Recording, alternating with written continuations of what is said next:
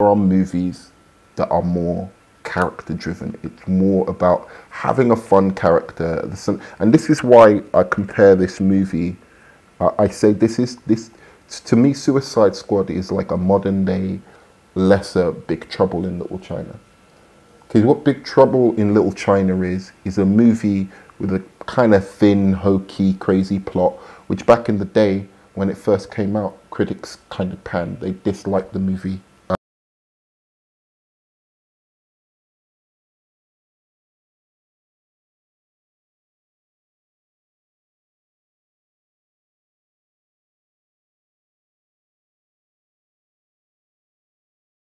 A lot. Big Trouble in Little China.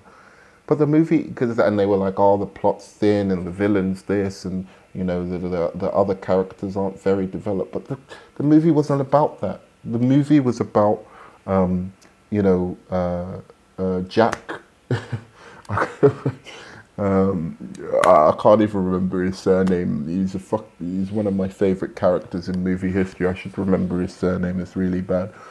But the movie was about him and just following him doing his crazy stuff, going through some crazy plot in Chinatown. It didn't hardly made any sense, and demons and ghosts were coming out of the woodworks. Where, you know, it was just about him and his reactions to all the crazy stuff, because he was such a fun character that it didn't matter. He was almost plot proof as a character, because he was so fun with his lines and the way he was responding to the situations which were so outlandish. You know, he was the guy who was saying what we were thinking as an audience as you were going through the movie, and we loved him for it. So that is essentially what Suicide Squad is. It's a bunch of fun characters who are going on an adventure, and because they're so fun, it hardly matters what that adventure is, because you just want to be one of the squad. You just want to be with them on this adventure. So when the third act doesn't, you know, live up to the standards that you expect of, you know, an epic third act or something like that, you have to remember it wasn't about like the plot. It was just about those characters and where they were going, and the fact that you cared if they were able to succeed, and if they were able to finally defeat the monster at the end of the movie, and each one of them could resolve the arcs that they had at the beginning of the movie. And that leads me on to the next point, which is, you know, the people were like, there were no story arcs for the characters. And at first I started thinking, you know, when I first heard this, I was like, is that true?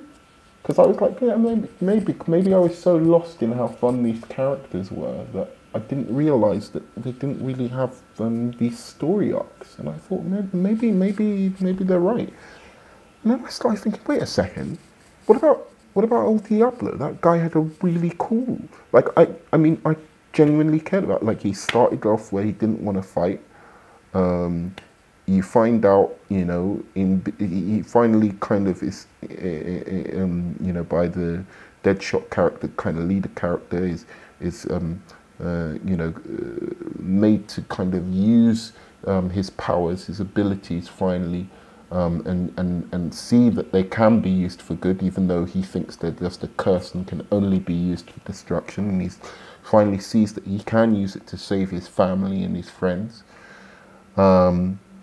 And then you finally find out why he didn't want to use his powers.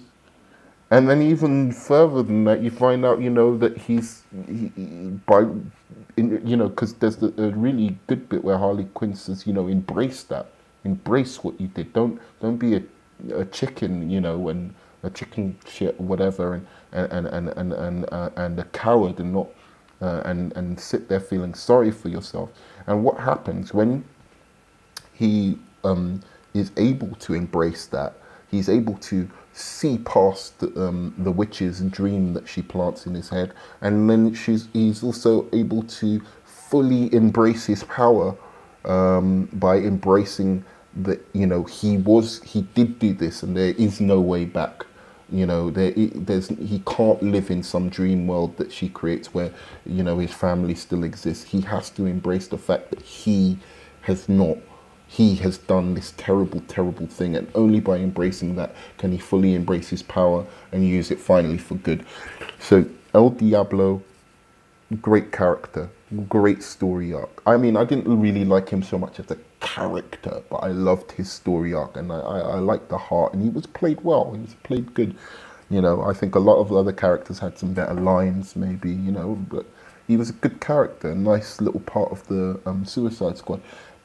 Harley Quinn definitely had a story arc. I mean, like, I'm not going to go into it too much, but like, yeah, she had there was a beginning, a middle, and an end where, you know, she kind of, it's almost like, but Harley Quinn and Deadshot had very, very similar. It was them having to overcome, you know, the fatal flaw that made them these kind of tragic, like not tragic heroes, but, yeah, well, in a way, tragic heroes. They were tragic heroes, not on the kind of, in the Shakespearean sense, but they both shared the fatal flaw that you often find with a tragic hero, that you know, that they had to, that was either going to kind of destroy them, or that was either going to be something that they had to overcome, or something that they had to confront to be able to finally take on and destroy the monster at the end. So again, how do these characters not have story arcs? Some of them don't, because they're not needed.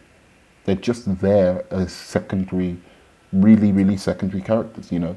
Like, what story arc do the characters in Predator have, apart from... I don't even think Arnold Schwarzenegger himself has a story arc in that movie. The main character, he goes to a jungle. I don't know if there's any specific emotional kind of thing that he's connected to in his past. I think it's just a bunch of badasses who go to a jungle and confront some kind of monstrous creature which they have to overcome and kill. I don't think any of them have a story arc. They're just badass and cool, and we like watching them, and we like to, and because we care about them because they're so cool, it makes us care about how each of them are getting killed off by this alien. That's it. Characters didn't get enough time to develop. Again, I think I've covered this essentially, like with the no character arcs part of this video. So no character arcs. Effectively, sorry, the characters didn't get enough time to develop. I say poppycock. I thought every character, like the one they love to throw at us, people who actually enjoy Suicide Squad. This is the one they love to throw at us. They love to throw Slipknot. Who gives a crap about Slipknot and his death? No one cares. I didn't care. I wanted him to die. I didn't want to know anything about him. I wanted him to die as quickly as possible. I thought it was funny. I even liked the killer app line. It was a bit, you know, it wasn't obvious actually, but you know, the killer app line that Harley Quinn uses after he get. I found it was funny that Slipknot died like that. I kind of laughed a bit. I've got a sick sense of humor. I'm a sick man. There's something wrong with me. I just liked the fact that Slipknot died in that way. It was kind of sexual. But no, I'm joking. Slipknot dies, and it's fine. He was one of my favorite characters for it. So I didn't need him to be developed for me, the guy who's going to die, to prove to the Suicide Squad that the neck bombs were real. And the last thing I'm going to put, this is again more of a fanboy criticism than it is what the critics said. They said the Joker and Harley Quinn's relationship was not accurate to the comics. And also, sorry, this is just an aside, this is just 10B. Joker and Harley Quinn's relationship wasn't accurate to the comics, and the villains weren't bad enough in this movie because we were sold apparently on the fact that the Suicide Squad was a bunch of villains and the villains weren't bad enough. People didn't believe these guys were really villainous. Wow.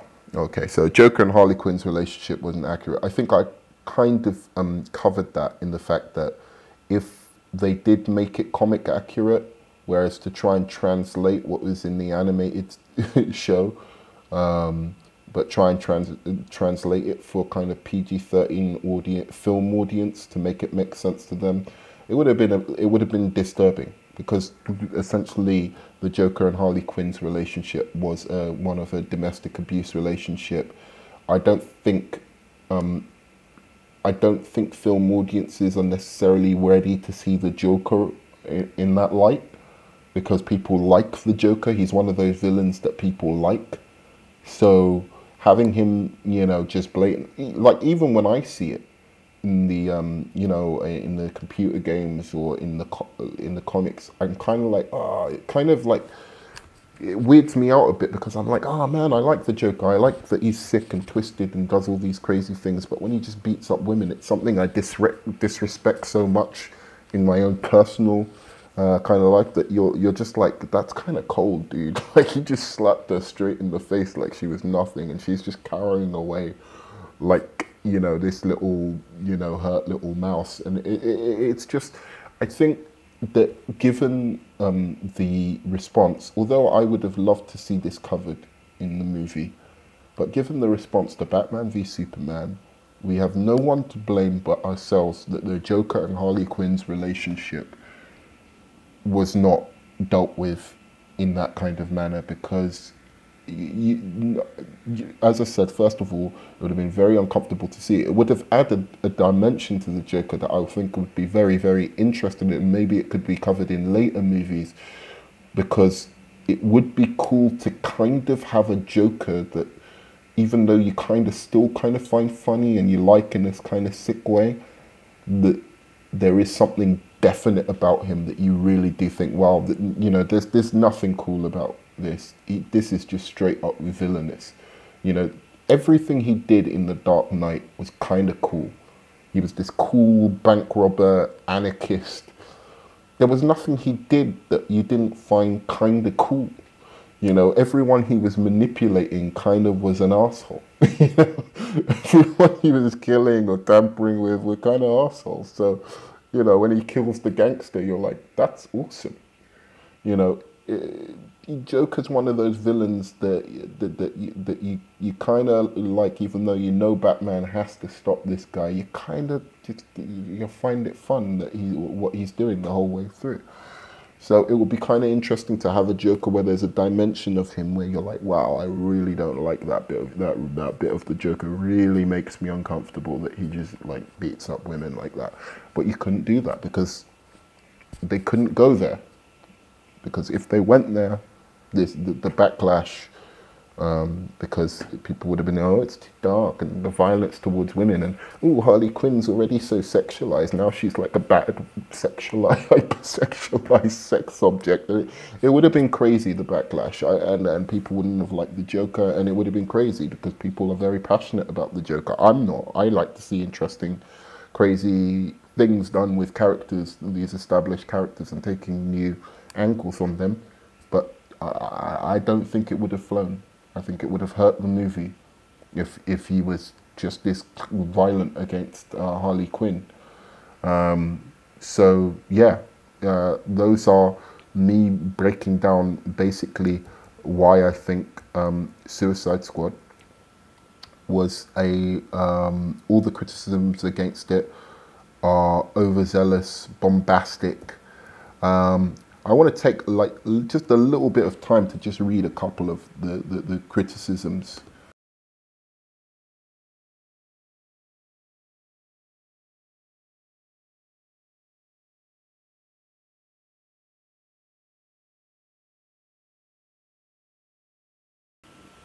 Wow, this one's amazing. This one, you're gonna love this. This is from Rotten Tomatoes. This is the kind of critiques everyone, this review makes up 27%. I'm gonna tell you what it says just straight off the bat.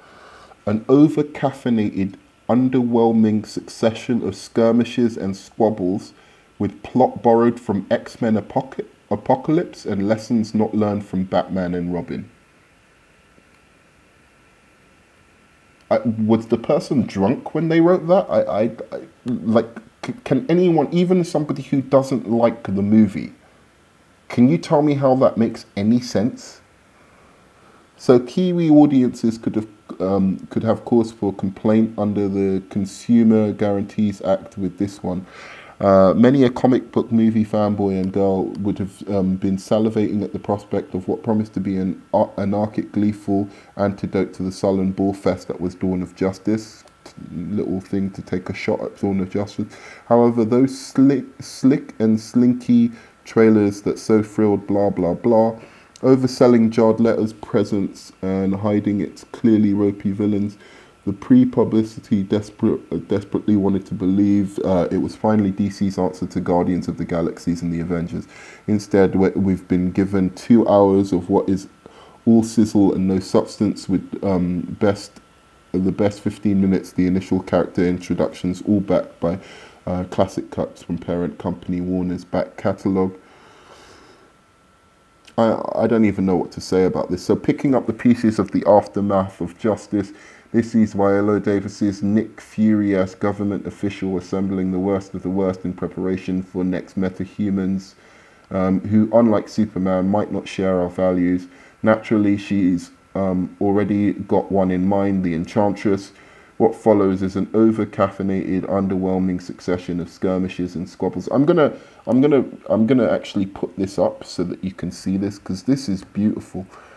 This is exactly what I'm talking about, and this is where I'm saying, like, you know, the fact that these scores influence, you know, people's opinions and whether they go and see these movies is crazy. How can you say this as a critique? This is nothing that's been said in this critique of the film it doesn't have any meaning. None of it has any meaning.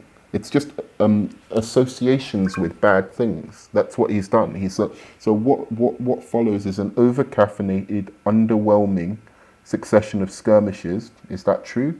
Where are all these skirmishes that you see? There's action scenes, yeah, sure, but not all of it is skirmishes and squabbles, with large chunks of plot borrowed from X-Men Apocalypse. This is an actual reviewer on Rotten Tomatoes. How could they possibly have borrowed from X-Men Apocalypse, another film that's underrated, by the way? How could they possibly have borrowed from X-Men Apocalypse? The films came out like roughly, like X-Men Apocalypse came out like, was it a month before Suicide Squad? How could it have done that with chunks of plot borrowed from X-Men Apocalypse? I don't know if he means that they were similar. I don't know what he means. And a Baz Luhrmann-esque love story and lessons not learned from Batman and Robin. That's your critique. That so many of the people on Comic Book Movie that, you know, some DC fans are arguing with. Now, do I think it's overzealous for them to go off and start, you know, doing petitions and all of this kind of stuff? Yeah, I think it's a bit overzealous, but when you see something like that, when you see a critique like that on Rotten Tomatoes, it's disheartening that someone is allowed to be a professional critic and do such a terrible, terrible job. That doesn't even make any sense at all. But let me move on to the last bit of this video. I'll put some links in the bottom to some of the generic and poorly executed. You can't help feel sorry for the filmmakers. What is that? What does that mean? You know, whatever. I mean, I just think, are these people thinking about, take yourself out of the equation, your personal opinion, because so much of it these days, it's all about, oh, it's our personal opinion. take yourself out of the equation and just think for a moment, will people who like this sort of movie enjoy the movie? And if the answer is yes, you have to give it a certain score. Then, as a critic, you can start talking about your own personal feelings towards it and maybe the genre. Or maybe just do a piece on the genre and don't do a critique of the or reviews of the individual movies if you just don't like the genre. No lessons from Batman and Robin. Wow.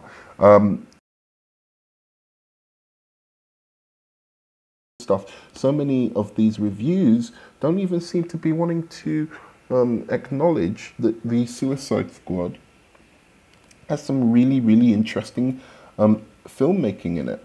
You know, like what it's attempted to do, even if you believe it isn't, it doesn't pull it off. It was noble in and of itself to try as a filmmaker to do. And I'm going to say the same thing of Batman v Superman. And this is where I would take the Marvel movies down, because I think Marvel movies are the ones that, you know, they have the perfect grammar, they have the perfect spelling, and the you know, the structure of the essay is very, very nice. But essentially everything that's being said in it is bland and regurgitated, and they heard it from somewhere else. You know, they have no ideas of their own, and you know, that's what I call your average Marvel movie. It's a C+. You know, all of them are C+. I'm going to say, for instance, the characters and acting, fantastic. That is something that you have to respect about this movie. Harley Quinn, fantastic. Deadshot, fantastic. The comedy relief I've talked about with Ike Barinholtz, fantastic as Grits, the guard at Belle Rev. So many funny moments, so many funny bits between him and Deadshot. When he says, you know, like he's giving Harley Quinn her medicine, he's like taking photos saying spring break. Hilarious. Everyone was laughing when I was at the cinema when he did that. Captain Boomerang, another really funny. I mean, maybe you can say a bit of an Aussie stereotype, but whatever, man. I thought he was funny as hell. And every time he was doing something, I heard audiences laughing. And that's why I think, you know, this film's got repeat viewing. The characters are just so fun. You know, as I said, Amanda Waller, we'll get on to her. The heart of the movie, El Diablo. Great. You know, great cast, great acting. I hope I haven't missed anyone who was good. Now, here's one thing that I think is highly undervalued about this movie, and I don't even see many critics saying this. And you'd think they would. You'd think in this PC era that they would talk about this, that they would say this. This was one of the most multicultural, diverse casts with powerful women and characterizations of women, where the women were the women were the badasses. The women were the best characters. It was Harley Quinn, and you know, I thought the Enchantress was very good, but some people, obviously, a lot of people don't. But you can't deny Harley Quinn, and you cannot deny Amanda Waller. I thought they were fantastic. And then the multicultural diversity of the cast, the Asian lead. You know, when you see Asians in bloody Marvel movies, it's taken them their whole first. You know, Black Widow hasn't had a movie, although I don't think she deserves one, because I don't think she's that interesting. But anyway, Marvel does films about uninteresting characters all the time, so why not give Black Widow one? It's not that I'm saying, like, you know, she doesn't deserve it over anyone else, but I think she's as interesting to me as Thor.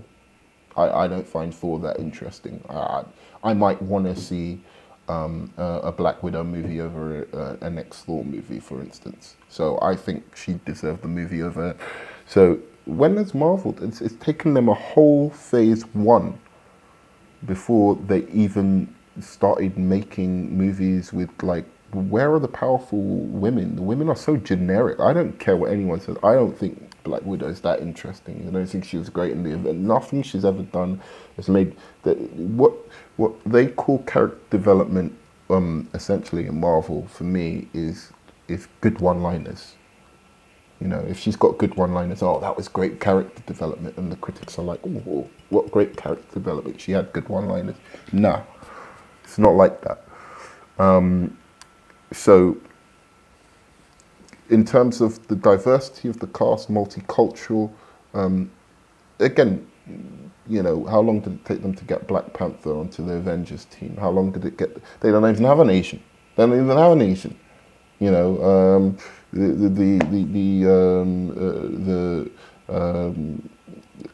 what's her name? Scarlet Witch. Not really that interesting, is she? Let's face it. She's not like a powerful, badass woman that, you know, like other women will like. I'll give them that she's not being hypersexualized. Great, but that's about the only thing I can say in favor of how Marvel have treated their women. No one of color, anyone who is ethnic is black. First of all, there's no other, you know, kind of maybe the cast was a little bit more diverse in Ant-Man, which I kind of liked, although the forget about it. So the multicultural cast is very, very lacking in the Marvel movies. When you do have a kind of character who is one of the heroes in the in one of the Marvel movies that is black, there's no other race, as I said, but that is black. What are they? I mean, it's always the same kind of thing. They're the sidekicks. They're they're the secondary characters of one of the main cast, and they're not really like a big part of the Avengers. Let's face it. You know, they're not. You know, they're not. They're just not. You know, so you know. I won't go into example. I can't even remember their names. Like there's Iron Man's sidekick played by Don Cheadle. Don Cheadle is too good for that role, way too good for that role. And then the other one, which is played by Anthony Mackie, again, great actor, could be doing so much more. They're wasting him as some weird hawk flying. Basically, he's flying Captain America. He's flying sassy black Captain America. That's basically what he is. Another series of one-liners. So there you go. And Black Panther, I'll go on to him later when I'm talking about this Captain America Civil War. This is a colourful, beautifully shot, young, vibrant, hip movie, as I said, with the multicultural cast, gives it that flavour of eclecticism and it's sexy, and do you know what I mean? It's colourful and vibrant and young, you know. And I think eventually this movie is gonna go down as a cult classic. It really does remind me of, and I'm not saying it's as good as Big Trouble in Little China, but it does remind me of that fun, kind of energetic, lively vibe of Big Trouble in Little China. And I think when kids watch this at Christmas, you know, as they're growing up, that's going to be what this is for them. You know, that weird, quirky kind of film from, you know, the way I look at films from the 90s and 80s is like those weird, quirky films with the people with the bizarre hair, and they were like, just guys you wanted to be like, you know, when you grow up, because they were just so awesome. They were always just doing awesome things, you know, Deadshot's just being awesome, and all of these people are being awesome. And that's how I think, you know, like that's what the characters in Big Trouble in Little China were doing, you know, like the little Chinaman who was like, could do all the martial arts, you know. I liked him, I wanted to be like him. I obviously wanted to be like Jack, you know, because he was just a badass himself, and he was just always doing things, saying awesome shit. So that's how I think this is going to go down as the movie. I think it's going to take a couple of years once people have moved past the fact that they can get over the fact that the Joker wasn't the main villain, the Joker wasn't in it as much as they want. They get over their feeling of entitlement, you know, like, oh, I'm going to sue the studio because the Joker wasn't in it enough. Once they get over that and kind of look at this film for what it was trying to be and not what they wanted it to be, I think a lot more people are going to enjoy this movie for what it is.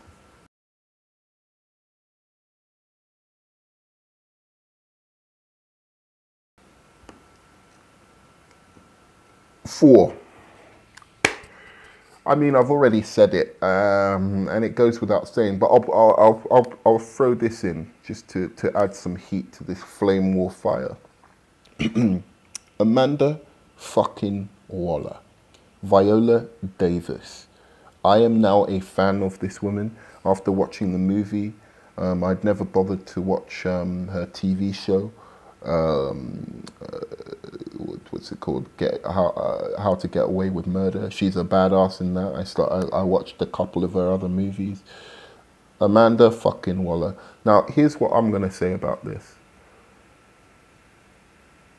Best comic villain in a movie since the Joker in The Dark Knight.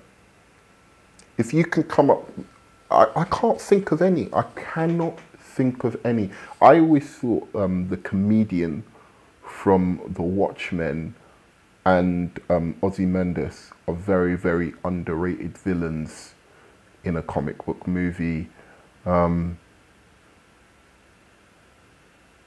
say more the comedian than Ozymandias, but like I think they were really, really underrated in that movie. But apart from that, I cannot think of any other. I mean, you could say Loki, but I really think Loki is highly overrated. I really do. I don't think he's that great. He's just funny.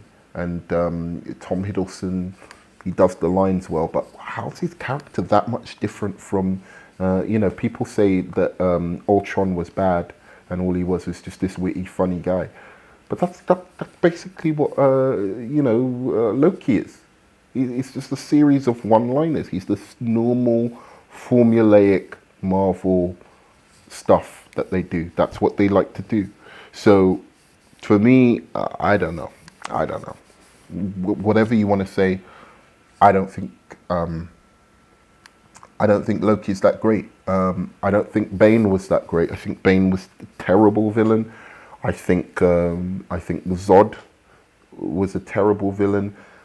I think it's, by now, it almost goes without saying that all of the Marvel villains have been a bunch of like a bunch of pussies. They're just a waste of time. They're a waste of time.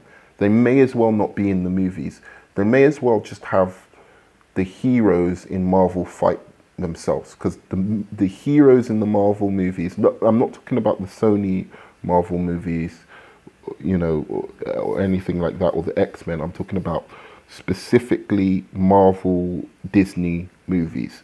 The villains in those movies, the villains in those movies are so generic that even when I say that, you know, a DC villain is better than them, that's not even a compliment to me. That's just me. Like, my niece is a better villain than the villains in, like, my little niece, when she bullies, you know, her little brother a little bit, she's a better villain than the villain in the Marvel movies, and she's like one of the sweetest girls in the world. But when she bullies her brother, she does more wicked stuff than the guys in the Marvel movies. She usually looks after him, but sometimes that's what I'm talking about. They're that generic, vanilla.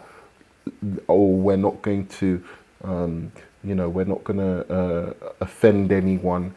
One note, terrible villains, and they use such great actors to play them as well. And it's like, why would you even go out and hire the guy who was Captain Zemo, who was a great actor? Why would you go out and hire him to play that part? If you're just going to make it that part, he sucked. So if I say Lex Luthor, for instance, you might go, oh, Lex Luthor, he's terrible. Even if I say Lex Luthor's better than him, or better than the villains in the Marvel movies is only because I remember, like, that's all you have to do to be better than a villain in a Marvel movie, is be remembered. So that's it for me. I mean, like, so Amanda Waller. Now this is a compliment though. Amanda Waller is one of the best villains I've seen in a comic book movie. Period. Period. I think she's up there. I think she's up there in the top 10. I'm not sure where. I can't figure out. I'm not gonna kind of go run over it in my head. But I know that both Jack Nicholson and Heath Ledger's Jokers are in there as one of the top 10s. Maybe if I go for a list, I think the Comedian is. What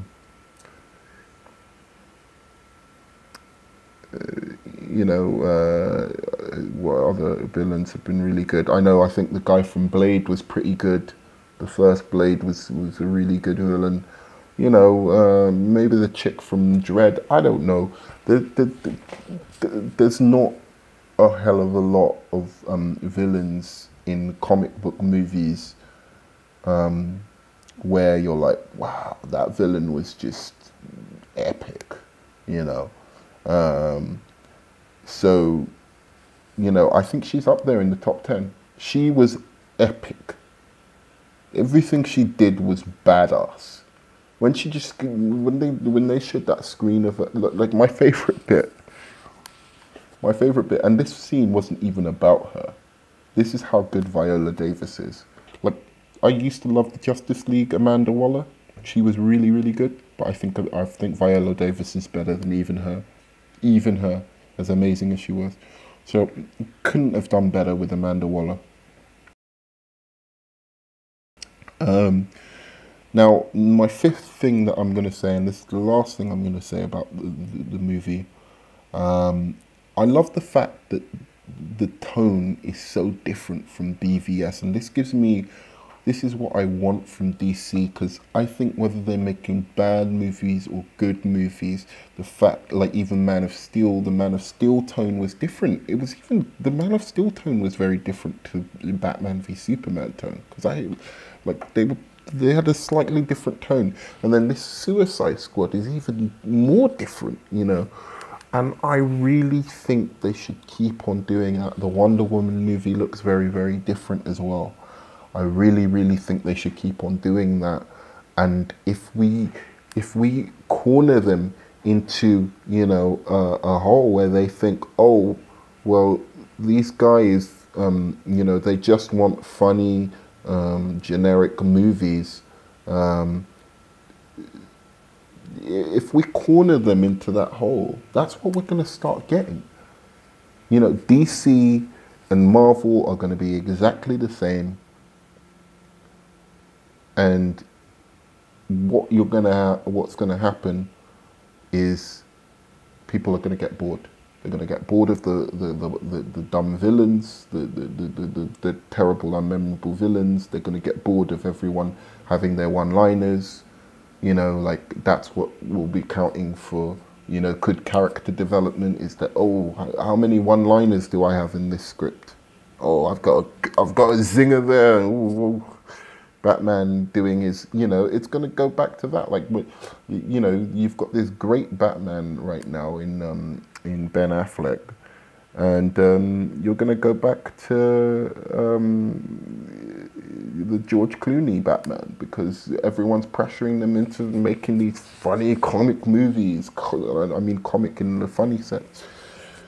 It's a bad idea, and it's a dangerous route to go down, and it will kill these movies dead.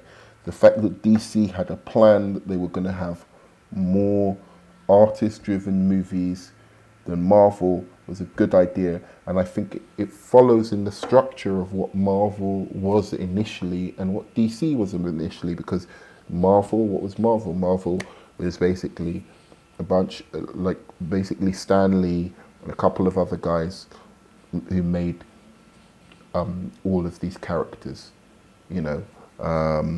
all of these great iconic characters, Captain America, Spider-Man, all of those fantastic characters that they made, Hulk, but they made them all at the same time. They were all these kind of like fun, kind of space age, science kind of fiction kind of characters, you know, with their radioactive spiders and getting hit by gamma rays and you know, Fantastic Four with the cosmic rays from going up in space. They were all born out of this kind of cosmic age from the mind of one person. Whereas DC is very different, because DC, it was different artists who came up with these hero myths that were almost, you know, like the kind of Greek, you know, Greek and Roman mythology.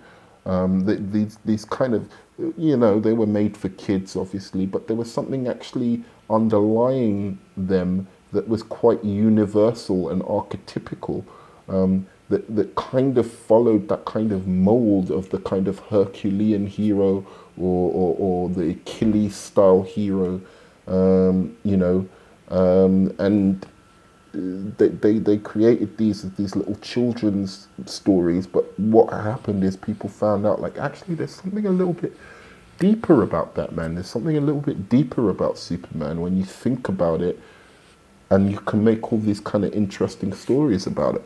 So it was all these different sets of artists who came to who separately created, you know, Wonder Woman.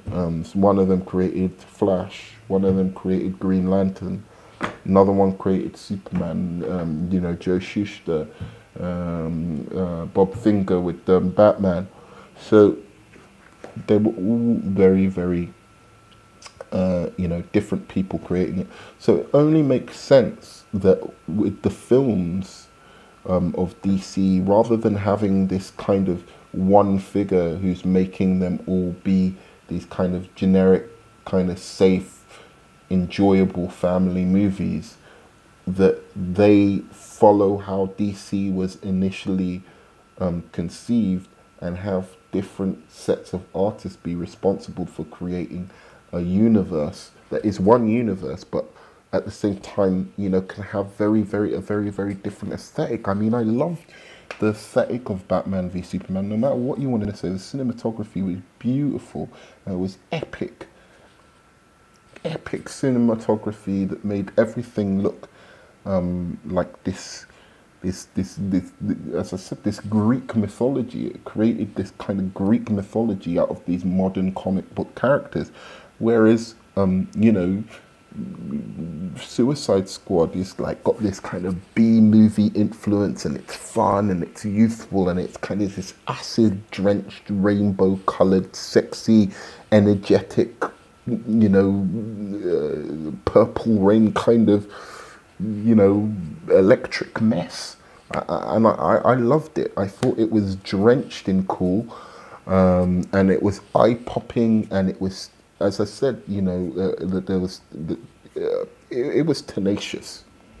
And I feel like, for the 5 reasons I've told you, that given that even if you thought this movie was bad, the fact that it was attempting to do all of the 5 things that I've told you, you know, having this strong black woman as a villain, you know, one of the best black, even if you don't want to give Amanda Waller the best, one of the top 10 villains, you've got to admit, one of the great kind of roles for a black woman that you'll see in a mainstream movie ever, you know, that's a good thing. The great characters, the diversity of the characters, the style and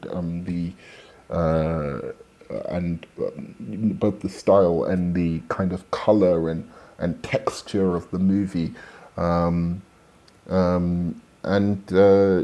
know, it was made with a lot of heart and a lot of love. Yes, Warner Brothers put their hand in the cookie jar. I don't think they should have, but in the end, I think what we got in the cinematic release, I'm happy with. I'd love to see a director's cut. I think we all would.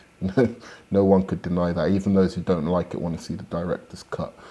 So, you know, for me, I don't understand. Like when I first heard that people didn't like Batman v Superman, I kind of understood. When people started attacking Suicide Squad and I watched Suicide Squad, I was like, okay, there's a bias against DC. There's a bias against DC movies. And I felt passionate.